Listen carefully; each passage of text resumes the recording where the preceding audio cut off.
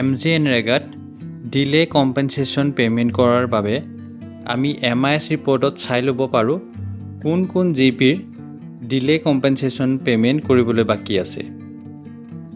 ইয়াৰ বাবে আমি MIS ৰিপৰ্টৰ R14.1 delay compensation লিংকত ক্লিক কৰিব লাগিব। তাৰ পৰা আমি ডিষ্ট্ৰিক্ট আৰু ব্লক ক্লিক কৰিলে আমাৰ জিপি ৱাইজ পেণ্ডিংটো চাব পাৰোঁ। আৰু যেতিয়া জিপি ৱাইজ আমি ডাটাটো চাম, তাৰ 4 নম্বৰ কলমত থকা পেয়েবল এমাউণ্টত ক্লিক কৰিলে MR নম্বৰ, জব কাৰ্ড হোল্ডাৰৰ নেম, কম্পেনচেশ্যন এমাউণ্ট আদি আমি চাব পাৰিম। আৰু আমি সকলোৱে জানো যে ডিলে কম্পেনচেশ্যন 0.05% পাৰ ডে হিচাপে আমি পে'মেণ্ট কৰিব লাগে আৰু তাৰ কেলকুলেশ্যন হিচাপেই এমাউণ্টটো ইয়াত দেখুওৱা আছে। এতিয়া আমি এই ডিলে কম্পেনচেশ্যন এমাউণ্ট পে'ড কৰিবলৈ হ'লে আমি প্ৰগ্ৰেম অফিচাৰৰ লগইন ব্যৱহাৰ কৰিব লাগিব। আৰু প্ৰগ্ৰেম অফিচাৰত লগইন কৰাৰ পিছত আমি D24ৰ কম্পেনচেশ্যন ছিষ্টেমৰ যিটো প্ৰথম লিংক থাকে ডিলে ইন পে'মেণ্ট, তাৰ এপ্ৰুভেলত আমি ক্লিক কৰিম। ক্লিক কৰিলে আমাৰ নতুন উইণ্ড'খন খোল খাব। ইয়াত ফাইনেন্সিয়েল ইয়েৰ 21-22 আমি চিলেক্ট কৰিলোঁ আৰু পঞ্চায়তটো চিলেক্ট কৰিম। কৰাৰ পিছত আমাৰ যিখিনি লিষ্ট থাকিব, ডিলে পে'মেণ্ট কৰিবলৈ যিখিনি মানুহ বাকী থাকিব সেইখিনি লিষ্টটো আহিব। ইয়াতে আমাৰ দুটা অপশ্যন থাকে, ফুল পে'মেণ্ট আৰু পাৰ্চিয়েল পে'মেণ্ট। আমি ফুল পে'মেণ্টে কৰিম, যিটো ডিলে পে'মেণ্ট যিমানখিনি কম্পেনচেশ্যন আমাৰ জেনেৰেট হৈছে গোটেইখিনি পে' কৰিম। আৰু এই লিষ্টখনত চাব পাৰোঁ কোন জব কাৰ্ডৰ কোন MRৰ এগেইনষ্টে আমাৰ ডিলে কম্পেনচেশ্যন হৈছে আৰু তাৰ ডিটেইলছখিনি পাম। এতিয়া কি কৰিম, ইয়াতে এপ্ৰ'প্ৰিয়েট ৰেছপনচিবিলিটি যিটো হয় সেইটো আমি ইয়াত চিলেক্ট কৰিম। এই এপ্ৰ'প্ৰিয়েট ৰেছপনচিবিলিটি মানে হ'ল যে কাৰ কাৰণে ডিলে পে'মেণ্টটো জেনেৰেট হৈছে। ইয়াত আমাৰ অপশ্যন এনেকৈ আছে, execution, supervision of work, preparation and filling of EMR, verification of volume of works বা চেণ্ডিং অফ ৱেষ্ট লিষ্ট, এনেকৈ আমাৰ কেইবাটাও অপশ্যন আছে। তাৰপৰা আমাৰ যিটো এপ্ৰ'প্ৰিয়েট হয়, আমাৰ যিটো মাষ্টাৰ ৰোল মুভমেণ্ট শ্লিপ থাকে তাত কাৰ বাবে ডিলে হৈছে এই জব কাৰ্ডৰ পে'মেণ্টটো, সেইটো চাই আমি ইয়াত ৰেছপনচিবিলিটিটো চিলেক্ট কৰিব লাগিব। চিলেক্ট কৰাৰ পিছত নেক্সট কলমত আমি এপ্ৰুভ যিটো থাকে তাতে য়েছ আৰু ন' থাকে, আমি য়েছ কৰিব লাগিব, তেতিয়াহে আমি পে'মেণ্টৰ কাৰণে এইটো জেনেৰেট হ'ব। তাৰপিছত আমি ৰিমাৰ্কছ লিখিব পাৰোঁ আৰু নিলিখিলেও হ'ব, এইটো অপশ্যনেল বস্তু। তাৰপিছত আমি যিমানটা মানুহ থাকে গোটেইখিনি মানুহক একেলগেও চিলেক্ট কৰিব পাৰোঁ, কাষত যিটো আমাৰ বটন থাকে একেলগে চিলেক্ট কৰিব পাৰোঁ, বা আমি এটাকেও জেনেৰেট কৰিব পাৰোঁ।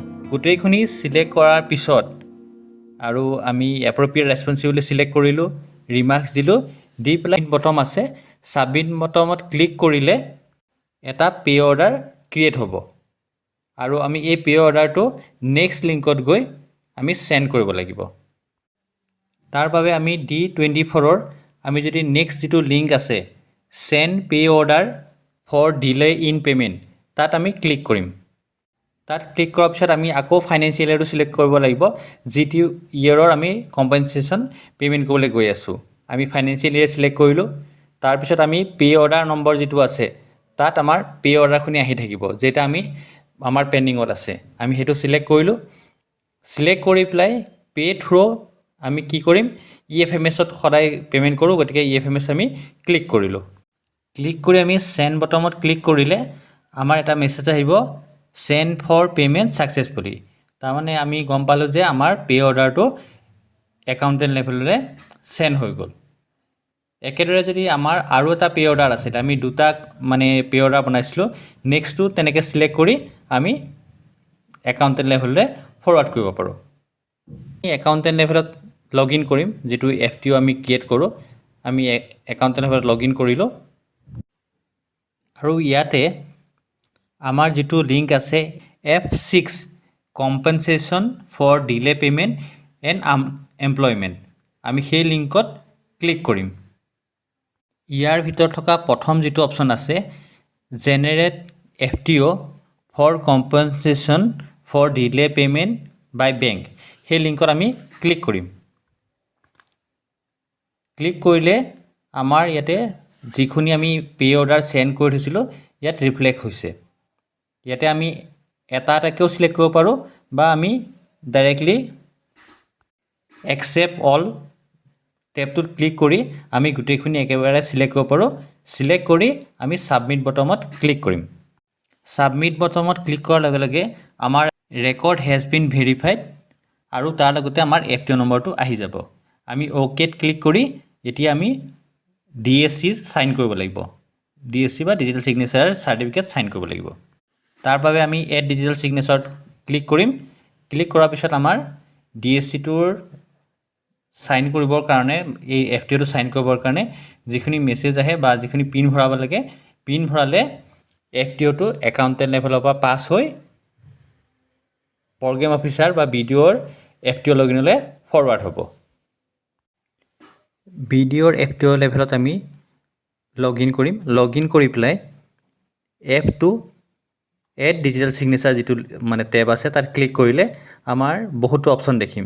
ইয়াৰ ভিতৰত আমি তলপিনে আহি F2.4 add digital signature for EFMS mode বুলি যিটো আছে তাৰে 2 নম্বৰ যিটো আমাৰ লিংক থাকে add digital signature to unsign FTO bank, সেই তাতে ক্লিক কৰিলে আমি আমাৰ ডিলে কম্পেনচেশ্যনৰ আমি FTO কেইটা পাম। ইয়াত আমি এটা FTO আছে, আমি সেইটো চিলেক্ট কৰিলোঁ। চিলেক্ট কৰি পেলাই প্ৰচিড কৰিলে হ'ল।